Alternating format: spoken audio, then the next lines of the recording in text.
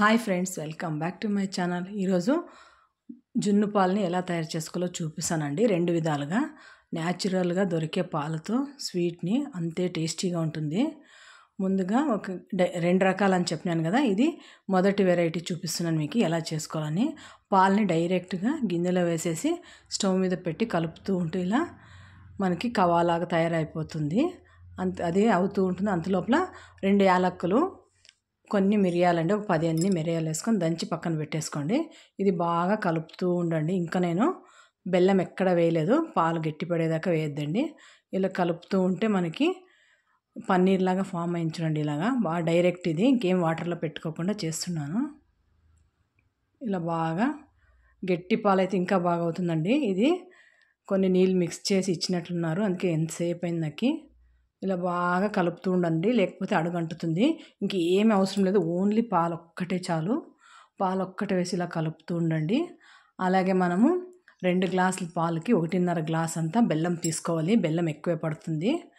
ఇప్పుడు పాలంతా ఉడకడము మంచిగా ఇది అయిపోయినాయి కదా, ఇప్పుడు బెల్లం వేసేసుకొని బాగా కలుపుకుందాము. అలాగే మనము 2 స్పూన్ల చక్కెర వేయడం వల్ల దాని టేస్ట్ ఇంకా బాగుంటుంది. మనం బెల్లం వేసి తర్వాత 2 స్పూన్లంతా చక్కెర వేయండి. ఇది ఆప్షనల్, మీకు ఇష్టమైతే వేసుకోవచ్చు, లేకపోతే ఓన్లీ బెల్లంతోనే చేసుకోండి. ఓన్లీ చక్కెరతో బాగుండదు, బెల్లంతోనే చేసుకోండి. ఇప్పుడు బెల్లం అంతా కరిగేదాకా బాగా కలుపుకొని ఆ నీళ్ళు ఇంకిపోయేదాకా కలుపుతూ ఉంటే అంతే అండి, మనకి జున్ను రెడీ అయిపోతుంది. చాలా టేస్టీగా ఉంటుంది. మీకు కొంచెం ఇలా లిక్విడ్గా కావాలనుకుంటే ఇప్పుడే తీసి గ్లాస్లో వేసుకొని కూడా తాగొచ్చు. లేదు కొంచెం కవాలాగా మేము గట్టిగా తింటాం అనుకుంటే కవాలాగా బాగా ఉడికించి నీళ్ళు ఇంకిపోయేదాకా ఇలా ఉడికిచ్చేసినాను నేను. ఇప్పుడు మనం ముందుగా నూరి పెట్టుకున్న మిరియాలు, యాలక్కులు వేసేసుకోండి. మిరియాలు వేయడం వల్ల వాతం రాదండి. జున్నులో వాతం అంశం ఎక్కువ ఉంటుంది కాబట్టి వాయి అంటారు కదా, అలా రాకుండా కొన్ని మిరియాలు వేస్తే టేస్ట్ ఏం మారదు, కానీ టేస్ట్ బాగుంటుంది. మీరు ట్రై చేయండి, ఎప్పుడు ట్రై చేయకపోతే ఈ మెథడ్లో. ఇంత కన్సిస్టెన్సీ తీసి పెట్టేసుకోవచ్చు మనము. లేదు ఇంకా గట్టిగా కావాలంటే కూడా చేసుకోవచ్చు. నాకు తెలిసి ఇంత అయితే చాలా బాగుంటుంది. తినేటప్పుడు కొంచెం గట్టి పడుతుంది. కొన్ని నీళ్ళు ఉన్నాయి కదా, అవి ఇంకిపోయాక పెడుతున్నాను. ఇలా బాగా మనకి చూడండి పాలు కావాలాగా రెడీ అయిపోయింది. చాలా ఈజీగా న్యాచురల్గా దొరుకుతుంది. మనకి ఎప్పుడైనా జున్ను పాలు దొరుకుతాయి కదా, సిటీలో ఉండే వాళ్ళకి కూడా ఎక్కడైనా ఆవులు, ఎనుములు ఉండే వాళ్ళకి, బర్రెలు ఉండే వాళ్ళకి తెలిసిపోతుంది.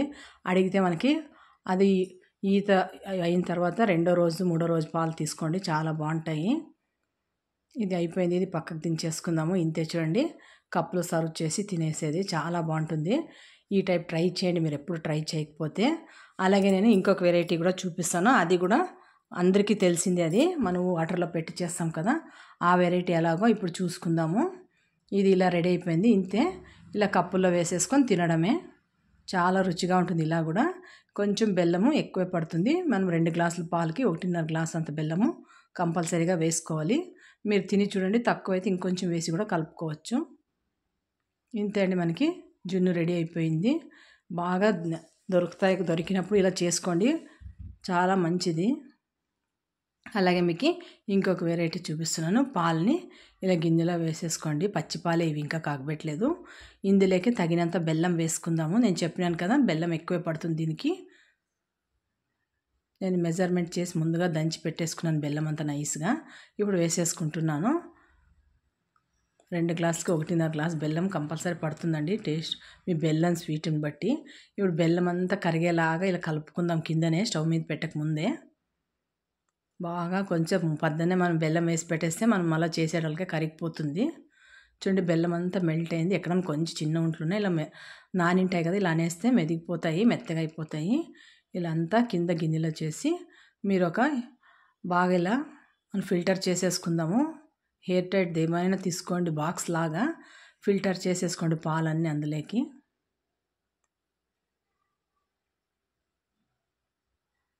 ఏమన్నా నలకలు ఉన్నా వచ్చేస్తాయి. మన బెల్లంలో ఏమైనా ఇసుక అలా ఉన్నా కూడా పక్కకి వేసి దీన్ని టైట్గా మూత పెట్టాలి.